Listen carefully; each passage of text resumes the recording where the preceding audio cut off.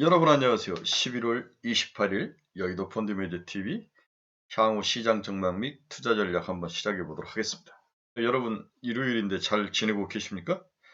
네, 요즘 이제 월드컵 때문에 아빠들이 아주 저녁에 주말을 아주 뭐 날밤을 새고 주로 아침에 주무시고 또 저녁 되면 눈이 반짝반짝 빛나서 맥주 한 잔 넣고 축구 구경하는 건데 재밌는 것 같아요. 아빠들의 유일한 취미이기도 하지만 골프, 축구 이런 것들 좋아하시죠? 네, 즐거운 그런 모습입니다. 이제 우리 한국은 월요일 날 저녁 10시에 하죠. 네, 가나 정도는 이겨줘야 마지막 불씨 하나가 남아있을 것 같은데 16강 갈 확률에 대한 그런 것들이 좀 높아집니다. 요즘 사우디아라비아가 굉장히 이제 우리들 사이에서 회자가 많이 되죠. 뭐 롤스로이스인가요? 마흐바우죠. 마흐바우 15억짜리를 사준다.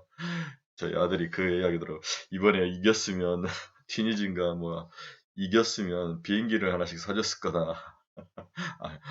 네덜란드가 아니라 폴란드였죠. 폴란드하고 폴란드하고 사우디 경기 저도 아주 제가 이렇게 집중해서 사우디 경기를 본 역사가 거의 없는데 아쉽더라고요. 그 페널티킥 실축한 게 참 아쉬웠는데 자신감이 이만큼 중요한 것 같아요.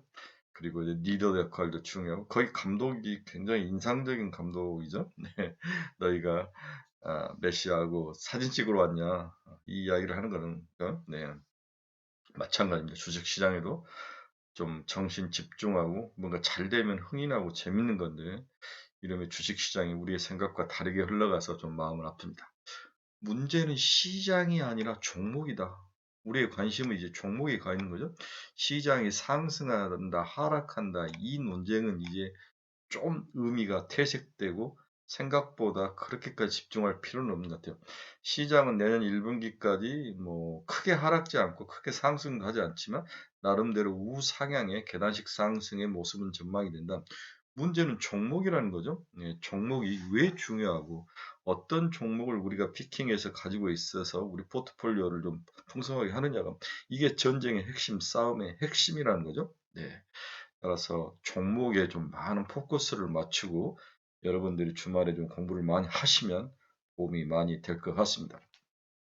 이 자료는 저희 이제 스터디 모임이 한 달에 한 번씩 스터디 모임을 여의도에서 하는데 어제 제가 발표했던 스터디 모임의 내용을 좀 준용을 해서 거기에 제 생각을 좀 살을 더 붙여서 좀 길게 만들어 봤는데 좀 지루하시더라도 재밌게 틀어놓으시고 설거지를 하시든 방청소를 하시든 아버님도 축구를 보시든 좀 도움이 되는 그러한 자료였으면 좋을 것 같습니다. 구독, 좋아요 많이 눌러주십시오. 먼저 지난주 금요일 미국 시장을 보면 반장만 했죠. 오전장하고 연시부터 문을 닫았는데 다우는 0.45% 상승하면서 끝이 났고 나스닥은 0.52%, S&P 500은 0.03%, 나스닥이 좀 하락하긴 했는데 전체적으로는 뭐 반장밖에 열리지 않은 장이다. 추석 감사절에 들어가면서 반장밖에 열리지 않은 연장선상인데 추석 감사절 금요일이었고 네, 금요일부터 들어갔는데 장이 살짝 열리고 문을 닫는 그런 상황이었죠. 네, 유럽은 0.27, 프랑스 0.08, 독일 0.01, 전체적으로 크게 오르진 않지만 빠지지도 않는 그런 장이었다. 이렇게 볼 수 있을 것 같습니다. 금요일 미국 시장의 그 내용을 한번 살펴보면 다우존스 마켓 자료에 의하면 1950년 이후 71번의 블랙 프라이데이 동안 미국 주식 시장에 오른 날은 50번으로 절반가량을 넘었다는 거죠. 71번의 반이면 약 36번 정도인데 50번이 블랙 프라이데이 금요일부터 월요일까지 연말까지라고 볼 수 있는 거죠. 해당 기간 블랙 프라이데이에서 S&P 500 지수의 평균은 0.3% 올랐다는 거죠. 과거 통계치가 그랬다는 겁니다. 투자자들은 미국 최대 쇼핑 대목인 블랙 프라이데이를 맞이해 소비가 얼마나 증가할지를 주목하고 있다. 지난 3분기까지 소비자들은 계속 소비를 늘려왔지만 소매업체들의 실적 경고로 연말 쇼핑 기대는 크게 줄어든 상태에서 블랙 프라이데이가 시작된 거죠. 네, 블랙 프라이데이가 금요일부터 월요일까지라고 볼 수 있는 거네요. 3일, 3, 4 주말까지 4일 정도. 미국 전국 소매연합회 NRF에 따르면 올해 블랙 프라이데이부터 다음 주 월요일까지 사이버 먼데이까지 약 1억 6,600만 명의 쇼핑객들이 쇼핑에 나설 것으로 추정된다. 이는 지난해 기간보다 800만 원가량 늘어난 수준이다. 그렇게 부정적으로 추정을 한 것이 아니고 상당히 긍정적으로 숫자를 추정을 했습니다. 1억 6,630만 명의 쇼핑 고객이 시장에 나올 거다. 쇼핑을 할 것이다. 이는 지난해보다도 800만 명이 늘어난 그러한 긍정적인 숫자이다. 이제 중요한 것은 찍히는 이제 숫자가 중요한데, 여러분이 제가 한 일주일 전인가 2주 전에 이야기를 했는데, 가격을 하락했는데도 작년보다도 가격이 높다는 거죠. 이것이 이제 과연 쇼핑객들의 그 지갑을 얼마나 열 수 있는지 가장 중요한 포인트 같아요. 물가가 상승하면서 모든 공산품들이 가격이 오르면서 30%, 20% 깎아줘도 작년보다도 가격이 높다는 게 가장 치명적인 요인일 수 있다는 생각이 듭니다. 또한 금요일날 뉴욕 상업거래에서 거래된 WTI 텍사스 원유 가격이 드디어 지난번 75달러를 찍었죠. 77달러까지 내려오는 배럴당 76.28달러, 77달러 정도로 WTI가 하락을 하면서 어느 정도 CPI라든지 이런 어려움들을 많이 좀 완화시켜주는 그런 좋은 모습으로 나타났다. 이렇게 정리를 해볼 수 있을 것 같습니다. 지난주 금요일 날 장은 그렇게 의미 있는 장은 아니었다. 핵심과 관심은 블랙 프라이데이, 그 다음에 사이버 먼데이까지 쇼핑, 얼마나 많은 쇼핑 소비가 늘 것인지 이 수치에 사람들이 관심을 가지고 임했다. 이렇게 요약 정리를 해볼 수 있습니다. 네, 지난 금요일 달러 지수는 106.6포인트를 기록했네요. 살짝 달러가 강세적인 모습을 보인 그런 하루였습니다.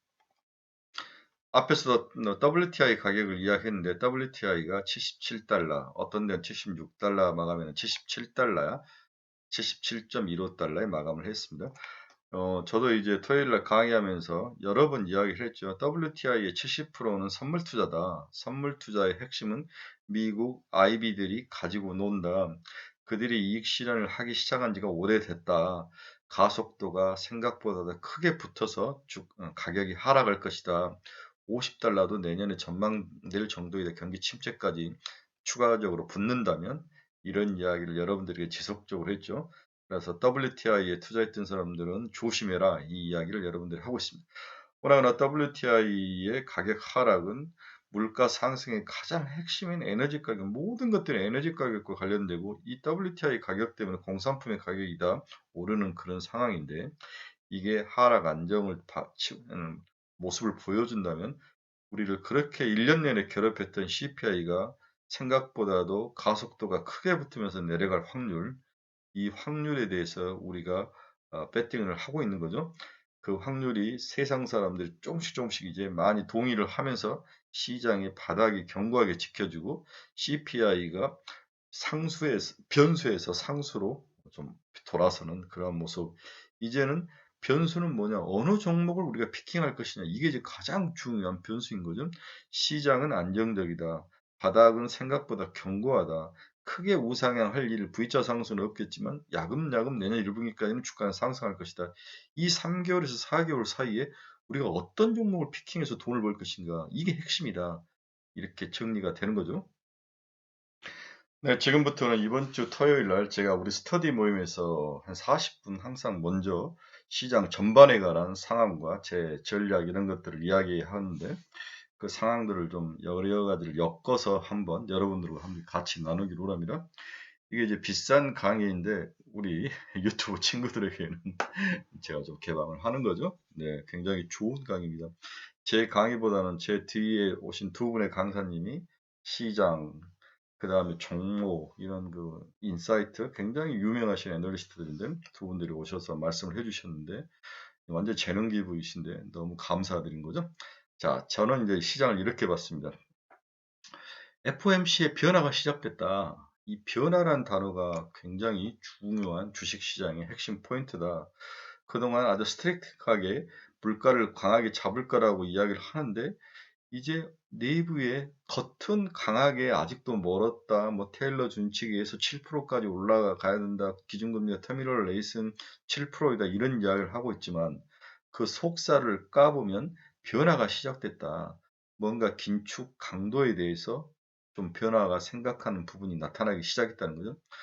이제 먼저 미국 내부에서부터 외부에서부터 먼저 변화가 시작됐죠. 한국도 이제 25bp밖에 올리지 않았던 거죠.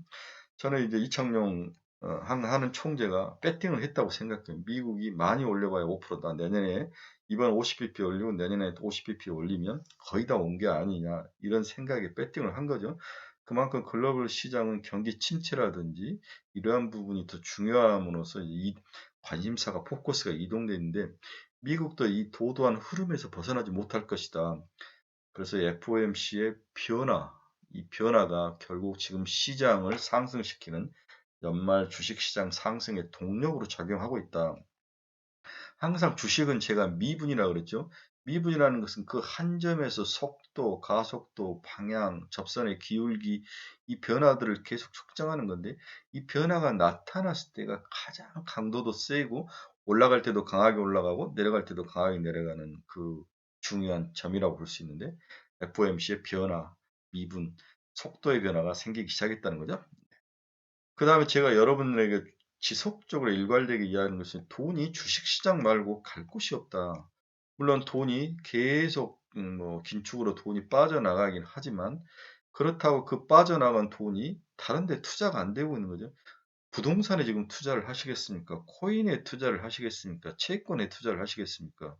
전부 다 문제가 있는 거죠. 부동산 가격 하락에 대한 리스크, 채권은 크레딧 리스크, 코인은 저 난리가 나서 글로벌 시장을 흔들어 쥐었다 폈다 할 정도로 리스키가 한 자산들인데 주식 말고는 돈이 갈 곳이 없다. 근데 이 주식 시장이 딱 뚜껑을 멀리서 봤더니 가격도 하락돼 있고 나름 지속적으로 바닥을 치고 올라오는 모습이 나타난 거죠. 강력한 V자 반등은 아니지만 베어마켓 랠리 충분히 가능한 그런 모습, 산타넬리 정도의 모습이 나타나고 있다. 돈이 주식 말고는 갈 곳이 없다는 굉장히 중요한 투자 포인트다. 따라서 내년 1분기까지는 못 먹더라도 고다. 네, 시장을 떠나면 안 된다. 이게 이제 제가 토요일 날 우리 친구들에게 일관적으로 했던 제 메시지였습니다. 방금 앞에서도 돈이 어디로 갈 데가 없다 주식시장 말고 이 이야기를 했는데 대표적인 애가 우리나라 5대 시중은행 예금이 급증을 하고 있는데 지금 9월만 해도 760조였던 돈이 10월, 11월 2달 만에 50조 정도가 늘어나서 800조까지 정기예금으로 돈이 가 있는 거죠. 그렇죠? 네. 돈이 정기예금으로 가 있는데 이 돈이 어디서 나왔어요? 주식시장에서 나오고 부동산 시장에서 나오고 코인에서 나오고 이 세 개의 돈들이 어디로 가지 못하고 정기예금 시장에 머물러 있다는 거죠. 거기다 금리를 5% 정도 주면 4에서 5%를 주면 굉장히 높게 주는 금리. 여기가 좋아서 머물러 있는데 하지만 이들이 시장에서 특히 주식시장에서 악성 매물을 팔고 나가면서 이들이 나간 이후에 주가가 올라가기 시작했다는 거죠. 그렇죠? 네. 그래서 이렇게 견디지 못한 주린이들의 그 투자 행태가 결국 주식시장을 살려주는 그러한 동기와 요인이 됐다고 이해를 하셔야 될 것 같아요. 뒤집어 보면 될 것 같아요. 따라서 이 800조에 몰려있는 지난 2달 동안에 50조의 돈이 몰려가 있는 이 돈이 부동산으로는 절대 가지 않을 것이고 채권도 가지 않을 것이고 코인도 가지 않을 것이고 결국 속된 표현으로 짱을 보다가 주식시장이 지속적으로 야금야금 올라오면 내가 여기라도 들어가야 되는 거 아닌가? 이렇게 생각해서 들어올 자금이 많지는 않겠지만 최소한 5, 6조만 된다 하더라도 주식시장은 2,500까지는 충분히 올라갈 수 있는 그런 수급상의 좋은 모습은 있다. 오늘 5%의 금리는 좋습니다. 하지만 주식시장이 하루에 종목 잘 선택하면 10에서 15%씩 올라가는 모습을 보면 성이 안 찬 거죠.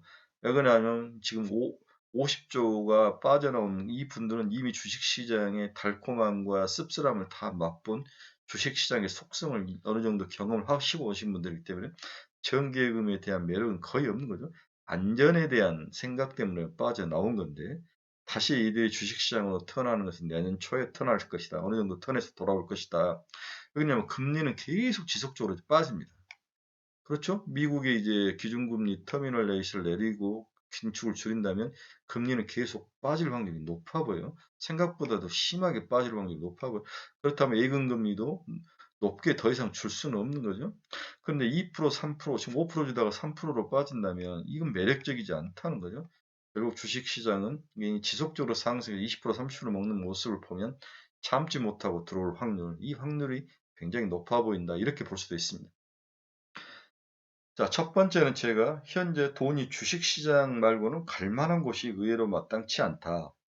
이게 한국 주식시장의 바닥을 지켜주고 야금야금 연말랠리 산타랠리와 그리고 뭐라 그럴까요? 베어마켓 랠리의 핵심인 수급의 바탕이 되고 있다. 이 이야기를 첫 번째 했고, 두 번째는 제가 이제 위믹스 사태에 대해서 한번 이야기를 해봤습니다. 지난주 금요일 날 위믹스에 문제가 크게 발생을 하면서 퇴출 문제 이야기가 나오면서 시장이 크게 흔들렸는데, 이 위믹스 사태를 어떻게 봐야 되는지 나름대로 한번 정리를 해드렸습니다. 한번 보겠습니다. 자, 첫 번째로 위믹스 사태를 보기 전에 미국의 FTX 사태를 먼저 보자. 이 FTX 사태를 먼저 구조가 어떻게 됐는지를 보고 위믹스 사태를 투영해서 보면 이해가 좀 빨리 올 수 있죠. FTX 사태가 미국에서 나타나면서 글로벌 금융시장을 크게 흔들어 놨는데 그 구조를 보면 FTX는 코인 거래소이죠. 시장 점유율이 24%에 달할 정도로 세계 3대 코인 거래소입니다. 여기에서 FTT라는 코인 토큰을 발행을 했습니다. 이 토큰을 가지고 자기의 모회사인 알자메드 리서치라는 회사, 모회사가 2017년 창립된 알자메드 리서치라는 회사가 있는데 이 모회사의 토큰을 발행을 해서 대출을 해줬습니다. 그런데 이 알자메드 리서치는 이 토큰을 담보로 시장에 제공을 하고 달러를 차입했죠. 돈을 빌려와서 이 돈을 가지고 어디에 투자를 했냐면 다시 FTX가 발행한 FTT 토큰에 재투자를 한 거죠. 결국 자기 그룹 안에서 토큰을 발행하고 그걸 자본시장에서 돈을 빌려서 다시 재투자하면서 이렇게 선순환 사이클을 만들면서 FTT 토큰의 가치가 실제보다도 과하게 부풀리는 버블을 만들어냈다는 거죠. 근데 문제의 발단이 이 알자메드 모회사의 대차 대조표가 어느 순간 자기도 모르게 시장에 유출이 됐는데 그 대차 대조표를 까봤더니 전체 자산 146억 달러 중에서 58억 달러가 이 FTX가 발행한 자기 자체 그룹에서 발행한 FTT 토큰으로 돼 있더라. 그럼 이 토큰의 가격이 굉장히 버블이 되어 있다는 것을 알고 사람들이 여기서 돈을 인출하면서 펀드런이 되면서 문제가 발생을 한 거죠. 그래서 FTX가 거의 망할 그러한 상황에 있으니까 여기 이제 바이낸스 세계 1위의 이제 코인 거래소인 바이낸스가 도움을 주려고 손을 내밀었다가 너무 시장의 문제가 복잡하니까 손을 떼면서 회사가 이제 망한 거죠. 그렇죠? 네. 이러한 단순한 구조의 핵심은 자체 발행한 토큰, 이 토큰을 자기들이 시장에서 돈을 조달해서 다시 사면서 가격을 계속 올리는 뭐라 그럴까요? 잡법 현상. 자기 걸 자기가 올리는 이 현상이 시장 상황에서는 공정한 가치가 아니고 기업의 가치가 부풀려 있다는 거죠. 뻥튀기가 되어 있다는 거죠. 이렇게 보면서 언젠가는 이 리스크가 터질 것이다. 이 두려움이 작용을 하면서 FTX 사태가 미국 시장을 크게 흔들어 놨던 거죠. 이제 지난 목요일, 금요일 우리나라에는 위메이드가 발행한 위믹스라는 코인에서도 문제가 발생을 한 거죠. 거래소들이 위믹스를 상장 폐지하겠다고 이야기를 한 거죠. 문제는 유통량의 문제를 지적하는 여러 문제를 지는데 공시도 제대로 하지 않고 투명하지 않고 유통량도 계산했더니 문제가 있다. 그래서 핵심 포인트는 유통량이다. 자, 한번 보시겠습니다. 위믹스 유통량이 문제가 되는 건 지난달 말부터 문제가 됐습니다. 당시 위메이드가 발행한 위믹스의 유통량은 3억 1,428만여 개로 기존에 제출한 유통량 계획 2억 4,596만 개보다 30% 많은 것으로 나타나면서 거래소 쪽에서 문제를 제기한 거죠. 네. 유통량은 3억 1,428만 개이고 실질적으로 신고한 것은 2억 4,596만 개인데 30%가 많은 보이지 않는 코인이 시장에서 추가로 거래되고 있다는 거죠. 이 시기 이믹스 가격을 기준으로 약 2천억에 달하는 코인이 시장에 더 돌아다니고 있다는 거죠. 그렇죠? 네. 기존 공개한 유통량 계획과 실제 유통량 사이가 차이가 있으면서 우리나라 4대 코인 거래소들이 이건 문제가 있다. 그래서 투자 유의 종목으로 위믹스를 코인을 지정을 하면서 그리고 상장을 폐지하겠다고 발표를 하면서 문제가 발생을 했습니다. 이러한 4대 거래소가 코인을 퇴출하겠다고 발표를 하면서 이미 위메이드와 이제 서로 언쟁이 벌어졌는데 금요일 날 위메이드 사장이 실질적으로 이제 인터뷰를 했죠. 아니, 유통량의 기준도 정확히 전해주지 않으면서 왜 그러냐. 그럼 걔들이 이야기하는 것은 이 디파이에 예치되어 있는 코인, 디파이를 발행하기 위해서 코인을 예치하고 돈을 담보로 해서 빌려주고, 이 디파이에 예치되어 있는 코인을 유통량으로 계산하지 않게 했는데 왜 계산을 했느냐. 너희들이 정확하게 유통량의 기준을 말해주지 않지 않았느냐. 이렇게 하면서 자기 나름대로의 좀 자기가 좀 생각하는 문제점 이야기는, 이 부분도 사실 틀린 이야기는 아닌 것 같아요. 너희들이 유통량 기준을 할 때 담보로 들어가는 것들을 빼라 넣으라 말을 하지 않지 않았느냐. 우리는 빼고 이야기를 했다. 뭐 이런 이야기를 하는 거죠. 그래서 유통량에 포함시키지 않는 그 담보로 들어가 있는 코인에 대한 문제, 이런 것들에 대해서 서로 아규가 있었던 거죠. 현재 위믹스의 가격 추이를 보면 2021년 11월 21일 작년에는 28,900원 했던 게 지금 500원까지 빠졌으니까 이제 거의 뭐 박살이 나 있는 거죠. 총 발행량은 10억 개로 정해져 있고, 뭐 이사회나 위원회에서 유통할 수 있는 양을 정해졌는데 약 3억 2천만 개를 했는데, 실질적으로 유통된 것은 뭐 더 많을 수도 있다. 뭐 이런 이야기를 하는 거죠. 어느 애널리스트는, 어느 또 우리 블로거는 또 숫자를 정확히 계산해서 계산해봤다 안 맞더라는 거죠. 그렇죠? 자, 그러면 이 모든 걸 떠나서 문제는 신뢰에 있는, 신뢰, 유통량이라는 거 문제가 신뢰. FTX도 신뢰가 깨지면서 문제가 발생을 하지 않았습니까? 버블, 너무 과하게 버블이 됐다. 이 돈 10억 개를 시장에 발행하는데 아무 비용이 들지 않고 이걸 가지고 기업도 샀다는 거죠. 애니팡 제작사를 인수도 하고, 블록체인 기업 29개 투자도 하고, 그 다음에 서울대, 고려대, 서강대, 동세대, 유니세프에 기부도 하고, 코인으로 기부를 했다는 거죠. 그렇죠?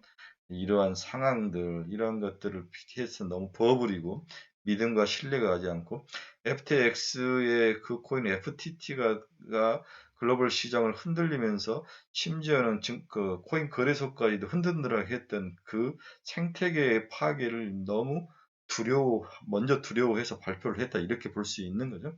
결국은 신뢰 문제, 정확성의 문제, 그렇죠? 투명성의 문제가 이 모든 사태의 핵심 발단이다. 그건 FTX를 보고 우리나라 코인 거래소들이 여러 가지를 생각해서 결정한 걸 수도 있다. 따라서 여기서는 신뢰감이란 단어로 계속 이메이드를 공격하고 이믹스를 공격하면 결국은 우리나라 코인 거래소들이 이길 확률이 높아 보인다. 문제는 이믹스를 가지고 투자를 했던 우리 투자가들이 또 일반 개인들이 대부분인데, 이들이 피해를 다 당하고 있다는 게 좀 안타까운 일이죠. 이런 사건이 금요일 날 있었습니다. 결국 신뢰의 문제이다. 투명성의 문제이다. 그 회계 거래나 규정들이 정확치 않는 거고, 그 다음에 내부적으로 이상한 거래 구조를 만들어서 우리 누나와, 그렇죠? 그런 사태도 봤다시피 가격이 부풀려지고 뻥튀기 된 그러한 상황, 그리고 리스크 관리가 전혀 안 되어 있는 상황, 이러한 것들이 문제의 핵심으로 지적이 되고 있습니다. 자, 그래서 첫 번째 시간은 돈이 주식 말고 갈 곳은 없다. 첫 번째 주제는, 그리고 두 번째 주제는 FTX와 위믹스 코인에 대한 그 문제의 속사는 뭔가를 한번 봤고, 세 번째 이야기는 제가 이제 우연히 3%를 보면서, 한경TV였죠. 한경TV 보면서, 네, 꾼에서 경제전망, 경제전망 꾼이라는 TV 프로그램을 우연히 봤는데, 그 중에서 여러분들이 해주고 싶은 이야기가 있었다. 그 중에서 박사희 전문가 무슨 이야기를 했냐면, 삼성전자가 장기 차트를 봤더니 항상 조정 후에 항상 그 다음 상승 능력일 때는 전고점을 다 돌파해서 올라가더라. 조정이 일어나고 상승인데 전고점을 다 돌파하고 일어나더라. 우리도 지금 이제 2019년 전고점을 찍고 하락을 했는데, 이번에 돌파할 때도 전고점 9만 원 정도의 전고점을 찍고 삼성전자가 돌파할 가능성도 있다. 이게 이제 과거 삼성전자의 파워와 힘이더라. 삼성전자는 이제 조정은 거의, 기간 조정 거의 끝난 것 같다. 이제 뭔가 트리거와 이벤트가 있으면 올라갈 확률이 높은데, 시간의 문제일 뿐이지 전고점을 뚫고 올라갈 가능성이 있다. 이렇게 긍정적으로 이야기를 했다. 저는 그렇게 첫 번째 이해를 했죠. 두 번째는 이제 닥터 둠으로 통하시는 우리 강영현 유진투자증권 이사님 이런 말씀을 하셨어요. 그는 아직도 이제 시장을 좀 조심해서 봐라. 아직까지 전체적으로 경기 침체가 오지 않았다. 내년 1분기부터는 경기 침체가 올 것이다. 그 침체에는 우리가 너무 많이 들었던 거죠. 소비가 줄고 이자가 부담적이 높으면서 이자도 많이 내야 되고 이런 것들은 소비를 침체하고 박살을 낼 것이다. 그 침체가 아직 주가에 반영된 건 아니다. 뭐 이런 이야기로 지속적으로 자기의 논리를 말씀을 하시는데 저는 좀 반대로 생각을 하는 거죠. 주식은 약자의 상품이 아니라는 거죠. 주식은 개인 이러이러한 대출을 많이 받고 이런 사람들의 승리하는 싸움이 아니라는 거예요. 제가 30년 동안 펀드 매니저로 본 느낌은 주식은 강자의 상품이에요. 이 강자라는 것은 돈을 많이 가지고 오래 견딜 수 있는 금액 배팅력이 있거나 자기 자산이 크거나 오래 견딜 수 있는 엉덩이 무게가 있거나 세 번째 주식을 잘 볼 수 있는 능력 이런 것들이 있을 수 있는데 지금 여기에서 금리가 올라가면서 피해를 보는 사람은 전부 약자라는 거죠. 이들은 이제 주식 시장에서 견디지 못하고 떠나는 거죠. 이들이 떠나면서 악성 매물이 출회가 돼서 주가가 빠졌다고 이렇게 생각. 지금 올라가는 것은 이런 악성 매물들이 다 소화가 되면서 수급에서 아무것도 위에 있는 게 없는 거죠. 조금만 올려도 팍팍 치고 올라가는. 볼에 살아남는 이 강자가 주식을 수익을 먹는 건데 강자의 게임이다. 저는 그렇게 본 거죠. 강영현 이사의 아이디어는 너무 약자 측에서 시장을 보는 게 아니라 주식은 강자의 게임이다. 저는 이렇게 또 전망을 해보고 또 분석을 해봤습니다. 네, 세 번째는 이제 윤지호 센터장의 그 이야기인데 OECD 경기 선행지수와 코스피와 관계를 이야기했는데 뒤에서 자세히 이야기했는데 경기 선행지수가 향후에 어떻게 될지는 모르겠다. 일단 하락할 트렌드를 가지고 있지만 더 올라갈 수도 있고 반등을 할 수 있는데 OECD 경기 선행지수를 가지고 지금 시장을 평가하기는 방향성을 평가하기 어렵다. 그런데 확산지수, OECD 경기 확산지수라는 지표가 있는데 OECD 경기 지수가 전월 대비 개선된 국가, 하락된 국가의 비율을 플러스 마이너스로 해서 그것을 단순하게 그래프로 그리는 게 경기 확산 지수인데 OECD 경기 확산 지수인데 그 확산 지수를 봤더니 끝이 돌아서더라. 오히려 긍정적인 요인들이 나타나더라. 이게 플러스로 돌아설 때 크게 꺾이지 않고 지속적으로 우상향하는 패턴이 나오더라. 그래서 지금 바닥은 친 게 아닌가 이렇게 또 전망하는 말씀이 있으셨는데 저는 굉장히 동의한 그런 논리였습니다. 이 세 가지 논리를 그 친구들에게 같이 이야기하고 또 여러분들과 같이 나누기를 원합니다. 네 번째 주제는 네옴시티의 속살을 어떻게 되는가. 이 네옴시티가 최근에 우리 이제 빈살만이 가면서 큰 선물도 주고 가고 과연 네옴시티에 대해서 너무 많이 여러분들이 공부를 많이 했고 또 축구 네, 사우디아라비아에게 이제 마우바우도 하나씩 다 사줄 정도의 큰 부자 형님이시네. 이 네옴시티의 속살을 한번 들여다보자. 그래서 나름대로 여러 유튜브를 보고 정리를 한 거죠. 제 의견이 아니라 정리를 한 거죠.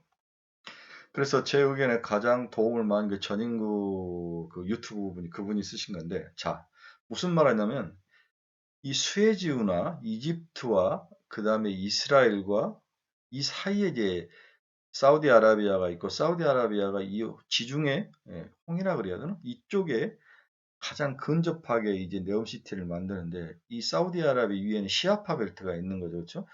이 사우디아라비아는 수니파이고 그다음에 이란은 시아파인데 둘이 아주 뭐 상극인 거죠. 이란, 이라크, 레바논, 시리아가 이제 시아파 벨트를 형성을 하고 딱 지키고 있는데 이 뒷배경에 러시아가 이제 지원을 해주고 있는 거죠. 그렇죠? 러시아가 지원을 해주는데 먼저 이 러시아가 이 시아파 벨트를 지원해 주는 것은 이 남부 유럽에 대한 에너지 시장을 잡기 위한 그러한 전략적 도움이다. 이 이야기를 하고 있는 것 같고 그분은 제가 충분히 이해하고 두 번째는 이 이스라엘 앞에 이스트메드라는 광구 유전이 개발이 됐다는 발견이 됐다는 거죠. 과거에는 이제 생산 비용이 좀 비싸서 그냥 놔두고 있었는데 유가가 올라가면서 이 이스트메드의 가치가 올라가더라. 그래서 이 광구를 개발을 해서 그리스, 이탈리아를 통해서 유럽으로 충분히 석유관을 통해서 보낼 수 있다. 이 이야기를 하는 거죠. 이스트메드의 가치가 굉장히 높기 때문에 여기가 개발되고 높으면은 뭔가 뭐 활발한 움직임이 있을 거죠. 거기에 이제 네옴시티를 만들어 놓으면 상당히 도움이 될 것 같다. 그래서 이스라엘과 사우디는 의외로 중동 국가지만 이 시아파 벨트하고 다르게 친해져 친미 국가들이 이스라엘, 사우디아라비아.